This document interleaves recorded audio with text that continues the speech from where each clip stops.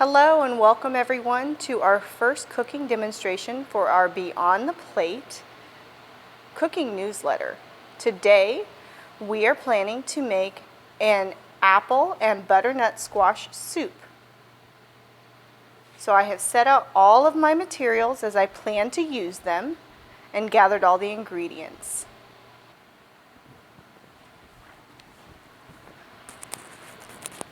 Welcome everyone. I am coming to you from the Envision Vision Rehabilitation Center cooking kitchen on our Independence Boulevard. Those of you who may have been seen here by the clinic may have had a chance to pass through here. Today we are going to be doing our cooking demonstration here with a lot of the supplies and ingredients and utensils that you might be able to find here at Envision in the Envision Everyday store. So first I want to discuss our prep and setup. I have set up my stations in accordance to use. So this will be my chopping and prep station, and across beside the stove will be my cooking station. So that way I know exactly where I'm at and what I need while I am there. Another thing and tip that I have done is taken our recipe that is in the newsletter along with the instructions. I have copied them into large print so they're easy for me to read, and especially for our low vision friends, I went through and I highlighted the steps and the ingredients according to the order that I need to do them. So this will be very helpful for me and also keep me on track and make sure that I'm following all of the steps. So I read through it very carefully, made sure that I highlighted the steps that I needed to take and all of the supplies that I was going to be needing at that time. So in my prep station, I have the vegetables and the fruit that I plan to chop, and I've also got a garbage bowl. It is always good to have a bowl to put your discards, so whether that is peels, packaging, stickers from your fruit, anything that is not going to go into the recipe can go directly into this bowl. That way I'm not running back and forth to the trash can to put things away. So first, before we get started, I'm going to pull my hair back into a ponytail and wash my hands. So the recipe calls for a large butternut squash, peeled and cubed. Or if you're not comfortable peeling and cubing a whole butternut squash, they do have that available pre-cut in the produce section or in the frozen section. So don't feel obligated if you're still nervous about using a knife. That is available, and so you don't have to worry about that. And the same goes for apples. The recipe calls for 2 peeled and sliced apples, but there are pre-cut apples available in the produce section as well. Worst case scenario, if you just need the flavor of the apple, you can always add and substitute about 1.5 cups apple sauce as opposed to cooking the apples whole themselves. We're also going to be using 4 cups of low sodium chicken broth, 3 tablespoons of butter, 1/2 teaspoon of kosher salt, and 1/2 teaspoon of black pepper, and 1 cup of heavy cream or half and half. I chose half and half, and we're going to get started, so we're going to get this cut. I'm going to demo quickly how to cut a butternut squash, and then we are going to peel and cut our apples. I have 2 bowls beside to hold the prepped food as soon as I'm done. Then the only thing that I need to transition from this station to the station where we're cooking are these 2 bowls and the butter. I forgot about the butter. So the butter, just a quick side note, the butter is asking for 3 tablespoons of unsalted butter. I find that if you get the packages with the half sticks, then it's much easier to prep.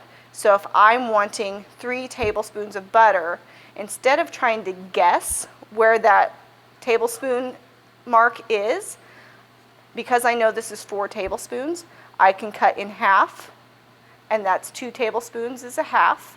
And then I can cut the other 2 tablespoons in half again. So then I've got a large brick and a small brick of butter, and those will be my 3 tablespoons. There's 2 tablespoons, and then I'm cutting the remainder in half as well. 3 tablespoons of butter. So I know I will be needing those. I'm going to set this butter to the side since it's not going to be part of my recipe. Okay, so I'm going to peel the apples, and I can use that garbage bowl and peel directly into the garbage bowl so that I don't have to worry about making a mess, and everything will be set and ready for me.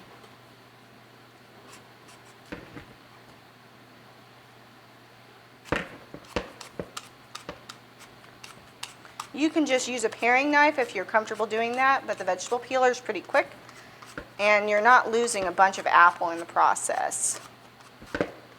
We will also use this same peeler to peel our butternut squash. Okay, so I've got the peels off on this one. I'm going to go ahead and peel the others.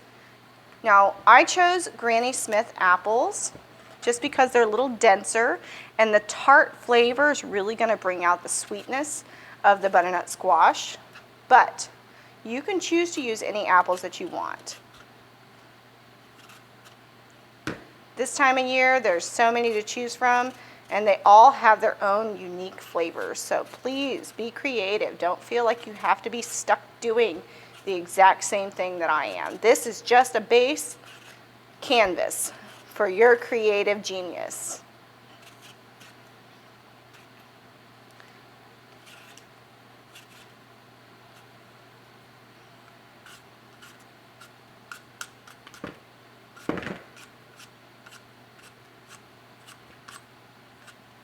Okay, so because we are going to be cooking these rather quickly, we don't have to worry about them browning.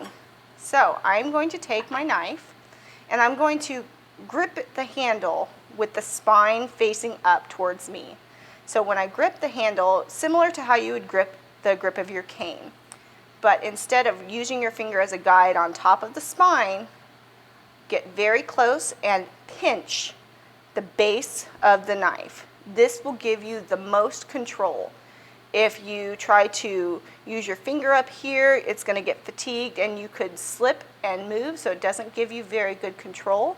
If you try to hold way back here on the handle of the knife, you lose all the control in the blade. So hold firmly, wrap your 3 fingers down around the handle, and use your thumb and your forefinger to pinch the blade right at the edge. Okay. There are also different types of guiding devices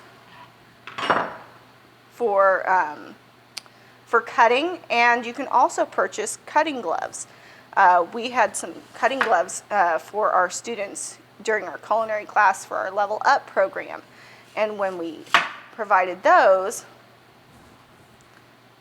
the students felt a little more comfortable. But they're not for everybody. Sometimes they make people feel a little more uncomfortable because they're not able to feel everything. So how I am cutting these apples to begin with is I have the apple vertical and I cut it in half, and then I'm taking the flat side down onto the cutting board and I am cutting half again, and then I'm going to cut out the edge. So I'm just tilting the apple up, and just the very center part where the seeds are, I'm just cutting that away. There are apple cutters that you could use that will take the core out for you. So if that's something that you want to invest in, the apple cutters and cores are very good. And for those, all you would do is set the apple upright, and you would line up the center hole with the stem and push down. So you have cored your apple and you've also cut it into 8 equal slices. Okay, so I'm going to cut the apple again. Cut in half. Remove the core. There we go.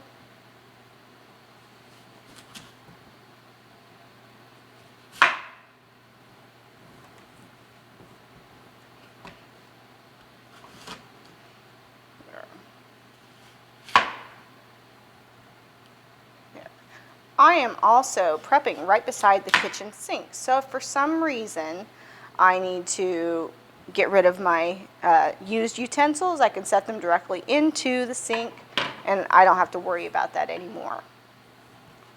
Okay, so I'm just going to slice the apples into small chunks, similar to the size that we're going to be cooking or cutting down our butternut squash. And you do this because then it cooks evenly.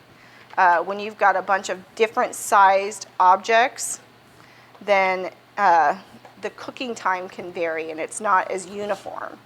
So whenever you're cutting and trying to create something, you want the sizes to be as close as possible.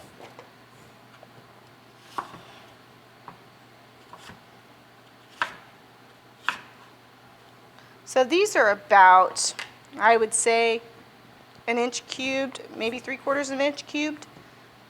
So we're going to try to get this similar sizes when we cut our butternut squash. There. These apples are nice and juicy.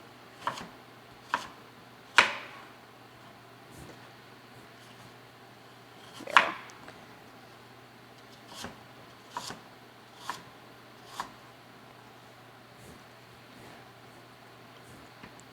And always keep the blade facing down. I know that seems very logical, but sometimes when we get busy, we start moving around. If for some reason you need to leave from the station, you put the blade down facing inward towards where you're cutting. That way, when you're trying to locate your blade, you're coming in on the outside. And so that way, if you miss the blade, you're not going to hit the cutting part.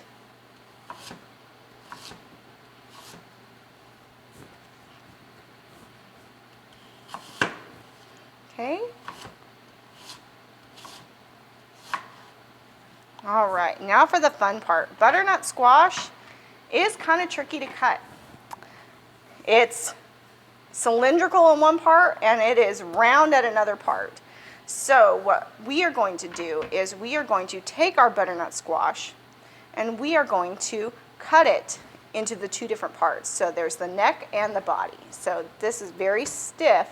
So if you have to, keep the knife still and kind of rotate it and rock the vegetable back and forth. And when you do that, hold it firm with your non-cutting hand. There we go. Okay, so now I have my body and my neck, and I'm going to peel these into the garbage bowl. And it's so pretty. I love the colors in fall and the butternut squash. This is a bright, bright yellow. We will eventually cut this stem part off that's at the top of the neck. But for now, it's kind of giving me a good stopping point when I'm running the vegetable peeler across it. So it's kind of giving me a little bit of a guide. So we'll wait to cut that off until after it has been peeled. There. Again, if you're not comfortable doing this, we do have the option of getting pre-cut. Sometimes the investment is a little bit more, it might be a little bit more expensive, or if you're wanting to prep something that may be out of season, buying the frozen options is a good way to still be able to enjoy some of your favorite foods, but foods that have been flash frozen at their peak flavor. So you could still enjoy this maybe when butternut squash is not readily available. Most times when you buy fruits and vegetables, buying in season is going to be the most economical option, and they'll have the most flavor.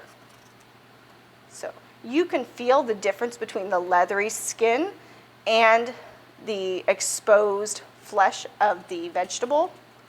So just kind of feel over it. If you're not able to see what you're doing, keep the pattern and rotate just a little bit at a time. And you can feel the difference between the skin and the flesh.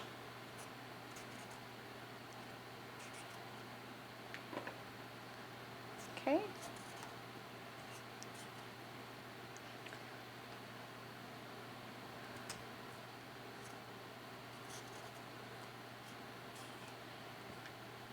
And just as many types of ingredients you can add to this. There are so many varieties of butternut squash soup. And the fun part is being creative and adding your favorite flavors so that you can enjoy this. And even when you make it, if you find that you didn't like something about it, change it up. Make something a little bit different. There we go. So now I have my 2 halves of my butternut squash. So I'm going to move my apples out of the way. I'm going to go ahead and set the neck to the side so that I can cut this large piece because I've still got to get the seeds out. So with the large piece sitting upright, like it would be sitting up if the neck was on top, I have it stable on the cutting board, and I'm going to cut it down the middle. Okay? It's a little easier to cut now that the skin is off, but let the knife do the work for you. Don't try to force it. The best thing you can do is to use a sharp knife. When you don't use a sharp knife and the knife is dull, then you run the risk of cutting yourself more because it's going to slip and it's not going to glide through as easily as it would if you had a sharp knife. So now that we've got our butternut squash body cut in half, there is a membrane and seeds. So you can scoop it out with a spoon, or you can reach in and grab your fingers. It's not a big deal, but we just need to get these seeds out. But if you choose to, you can go ahead and scrape it out with your fingers and then go back in and clean it up with the spoon. But it's a lot like the inside of a pumpkin. Another cool thing you could do, if you chose, is kind of reserve some of these seeds, clean them up, and you can toast the seeds too. So, they're very versatile.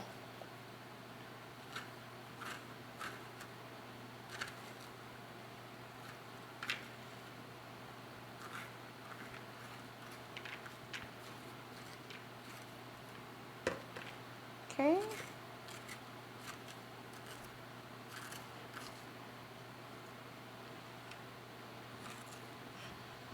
All right, so I'm going to be done with this spoon for now, so I'm going to go ahead and set that into the sink.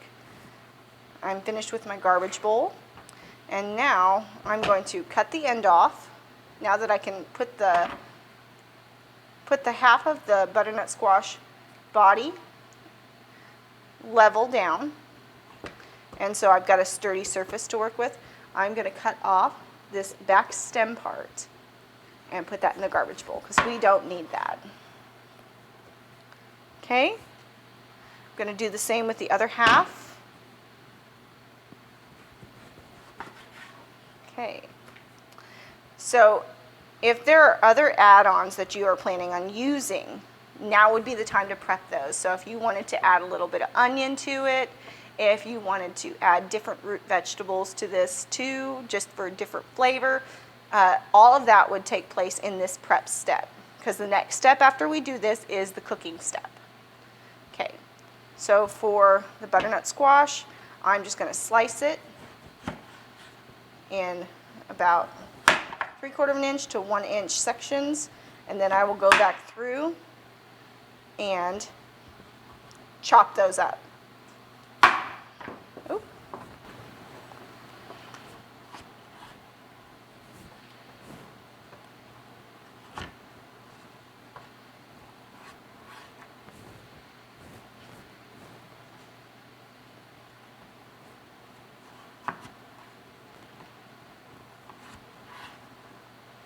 All right.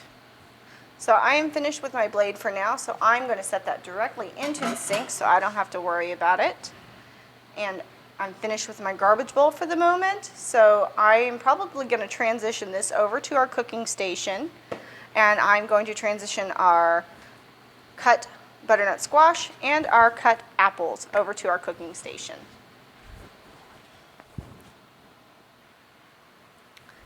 Okay guys, we have a new angle to go to. So we are now coming over to our cooking station. One of the things that I really like doing when we are cooking is to ensure that I have all of the utensils I'm going to need. The recipe calls for a masher, or you can use a blender if you need to. It calls for measuring spoons because I'm going to need to measure out the spices and the flavors that are going to go into this recipe. I have a wooden spoon so that I can continually move the stuff from the bottom and help to kind of break up some of the caramelized bits from the bottom when we're cooking. And then we're also going to need a measuring cup, a liquid measuring cup. And just to be clear, liquid measurements are different than dry measurements. So when you're ever measuring a liquid, you want to ensure that you're using the appropriate measuring cup. Another tip that I really enjoy is if you know you are going to need a specific amount of an ingredient, if you can, get that ingredient in the exact size you need. So we will be needing 4 cups of low sodium chicken broth, and that's this entire container. So I don't have to measure this out to make sure that I'm using the appropriate size. So it is ready to go for me. The half and half, on the other hand, only comes in a 1 pint container as the smallest container. So I will be using half of this, but then I can save the other half for another recipe. So I will be needing my liquid measuring cup to measure out 1 cup of our half and half. For our spices and different things we're adding, the recipe as a base only asks for salt and pepper. So I have coarse kosher salt, and I've also got freshly ground black pepper. So it says a teaspoon, a half a teaspoon for the black pepper. To me, a half a teaspoon is about 5 grinds. So if you're using a pepper grinder, or you can measure out the pepper yourself. For our recipe, I'm going to add some cumin, and it's going to add a smoky flavor to it. And I'm also going to add ginger that's going to bring out the sweetness in the butternut squash and the apples. Okay? So I'm going to take my lid, because we will need this for another thing, and set it to the side. I don't need it just yet, so I'm going to set it on the opposite side of the cooking surface so that I know exactly where to go grab it.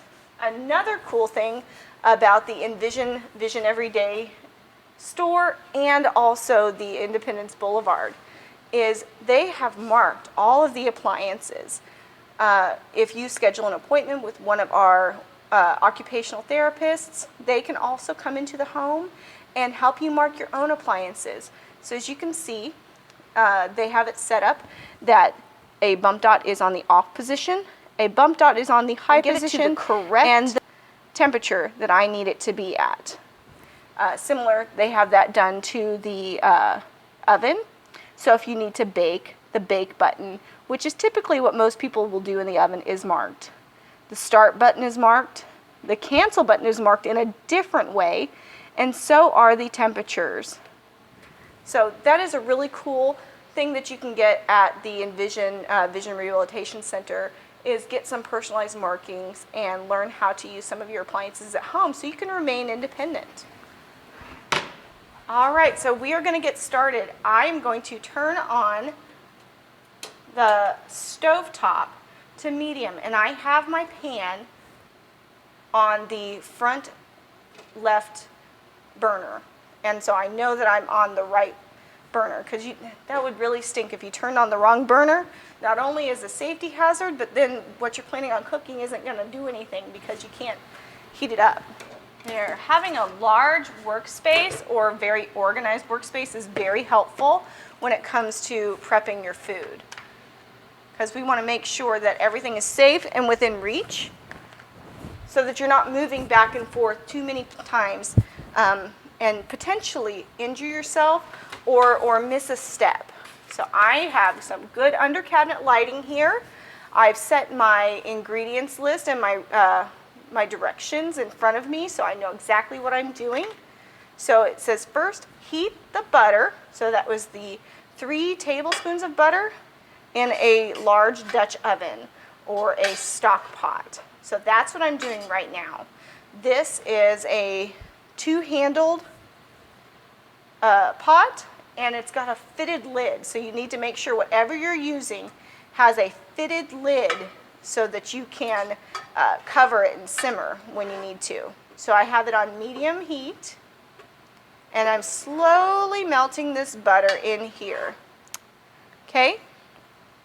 So you want the butter to be completely melted so you're not going to feel any chunks. There.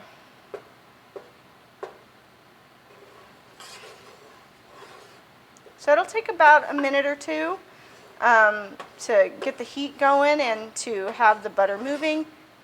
You'll be able to start hearing a little bit of a sizzle too. We're going to add in our butternut squash.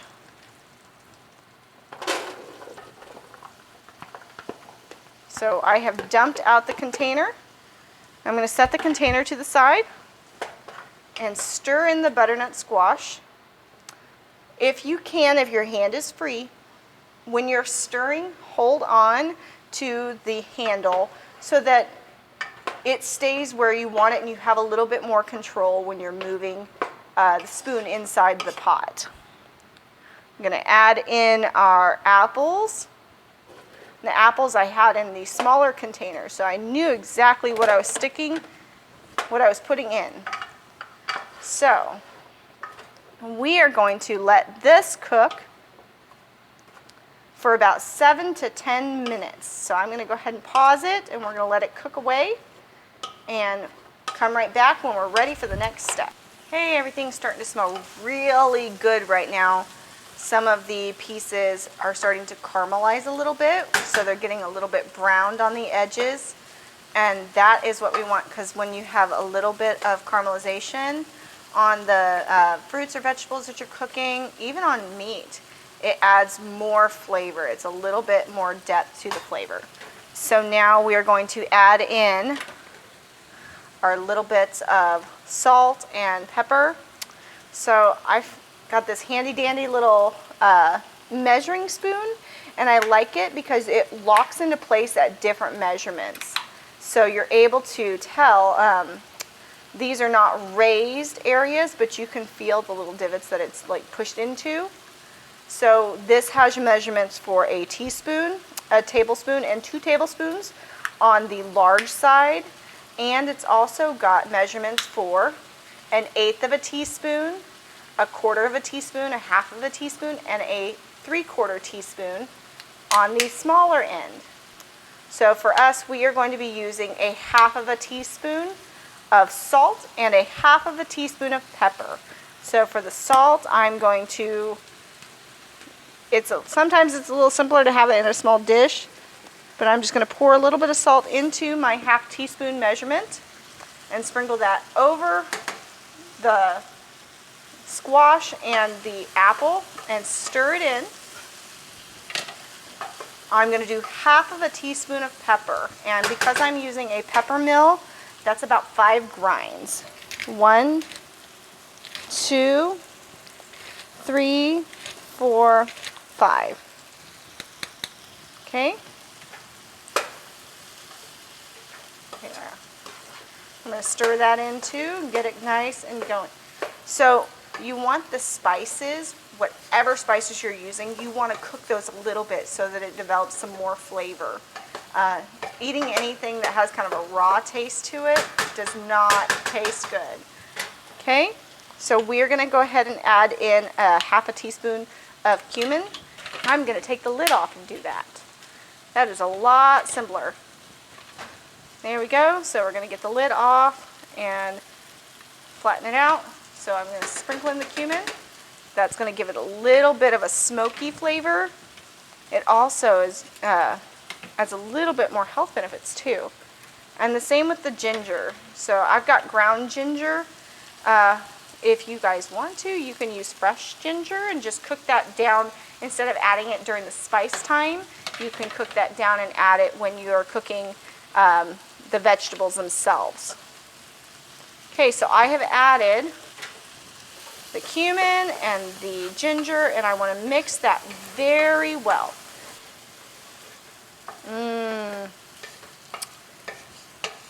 You can add other spices, especially in the fall season. You can add cinnamon or nutmeg. Each of those spices is going to give it just a different flavor. And that's the fun part about being able to be creative and unique with this. Okay, so I am down to step 2. Step 3 would be to add the broth and bring to a simmer. Now remember, we only needed 4 cups, and because I was able to find the packaging in the right size I need, I don't have to measure this. I can just pour the whole container into the pot. Okay. All right, I think it's just about ready. I can start to see that some of the apples and some of the butternut squash is starting to break up a little bit, which is going to be good. So once it starts simmering in this liquid, we will be golden. Okay? So I'm pouring in the liquid and I'm holding on to the pan so I have some sort of understanding of where the liquid's going. And I'm pouring slowly because we don't want it to splash up on us, especially any hot pieces. So you pour slowly. And I'm going to empty the entire container of broth into this pot.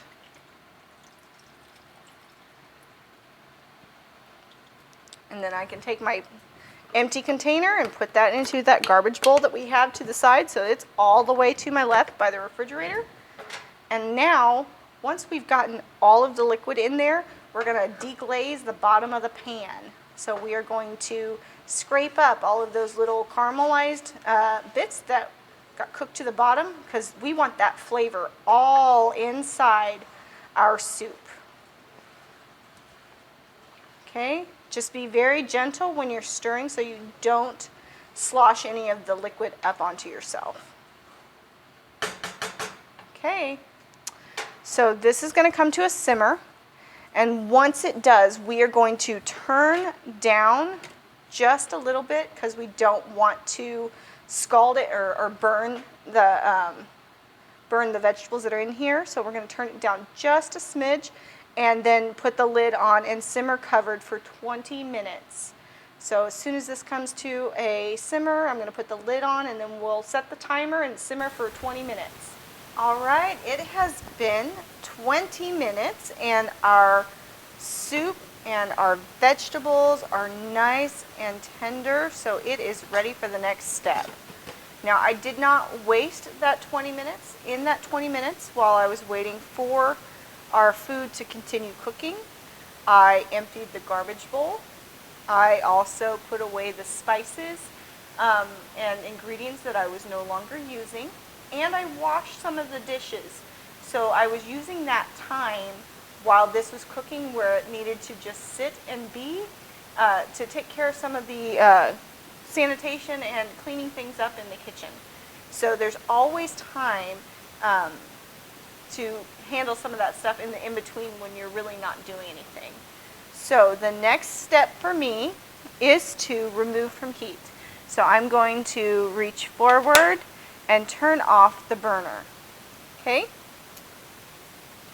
I'm going to remove the lid and set it to the side. It is hot, so be very careful, and there's a lot of condensation on the inside of the lid. So where you choose to set it could maybe cause a problem later. One thing you could do is set down a kitchen towel and then set the lid on top of the kitchen towel. That way The condensation goes down onto the towel and not onto your countertops. And it also keeps the heat from going into the countertop when you go to pick up the lid later. Okay, I'm going to stir this all around one last time to make sure that nothing is sticking to the bottom of the pan and everything is moved about freely. And it also gives time for it to stop simmering.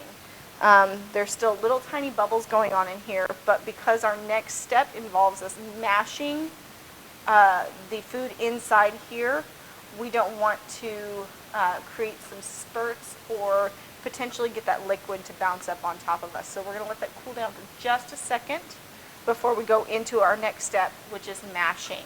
And this step is completely up to you. So you can mash it a little bit and leave big chunks, or you can get it down to where it's almost a puree. Okay, so I'm going to start with mashing. I'm going to kind of take a clockwise approach. I'm going to mash down and then move clockwise around the edge of the pan. This ensures that I kind of get every section, and because I'm pushing down straight and lifting up straight, I'm not disturbing too much of the vegetables and shifting pieces that have not been mashed around. So this will help me kind of ensure that I'm getting the consistency I want. Another great add-in that you could do at this point to just add another dimension of flavor is you can add pumpkin puree. That is readily available all year round, but especially right now in the fall when people are really getting excited about pumpkin spice and pumpkin pie and all of those things. So I'm going to continue mashing until I've reached the consistency that I want. If you need to test it out, just have a small teaspoon beside you, and then you can test it out. If you are serving this to other people, do not use the same spoon more than once. So if you test it and it's not the right consistency, get another spoon to test it again if that's something that you want to do. This has now reached kind of like a thicker homemade applesauce consistency, and that looks delicious.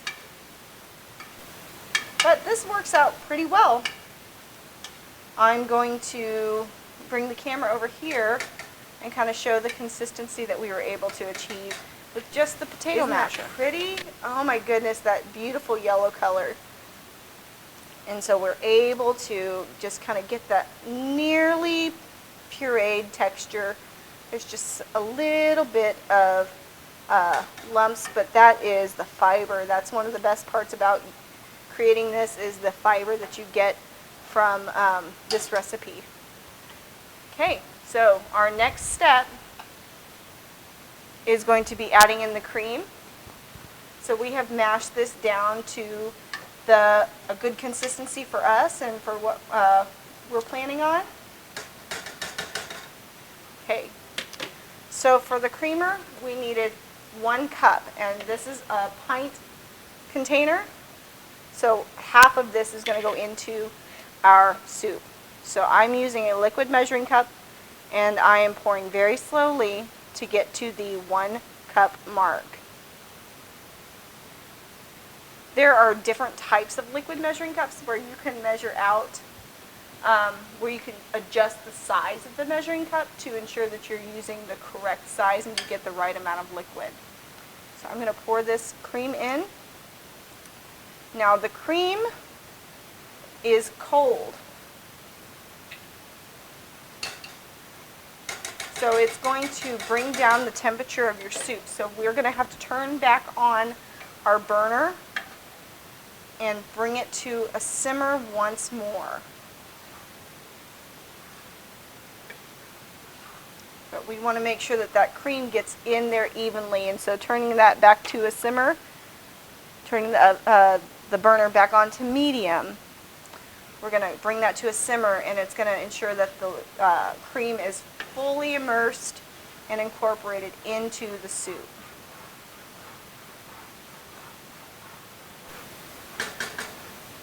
Okay.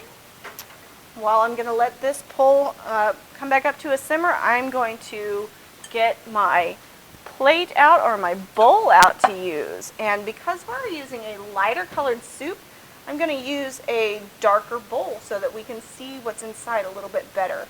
So I'm going to set this to the side and push my tray out of the way since I don't need it anymore.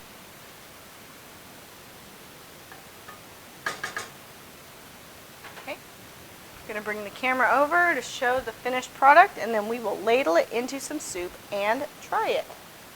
Oh, that is so pretty. See, it's starting to simmer just a little bit so that we know that that cream has been brought into it nicely.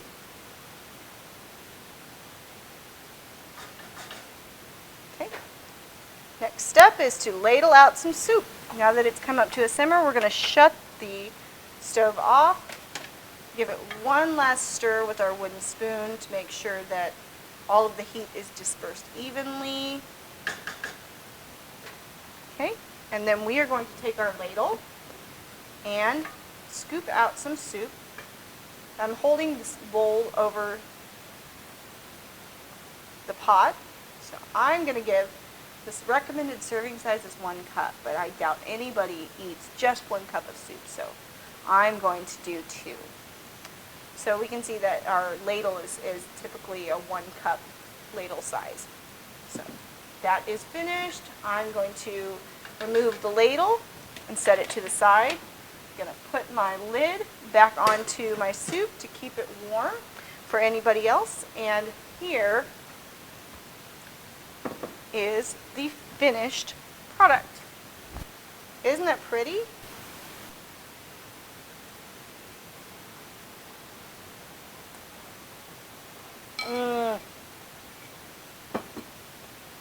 Very tasty. Well, thank you for joining us on our first cooking demonstration for Beyond the Plate. I hope you enjoyed it, and if you have any questions, you know how to reach us.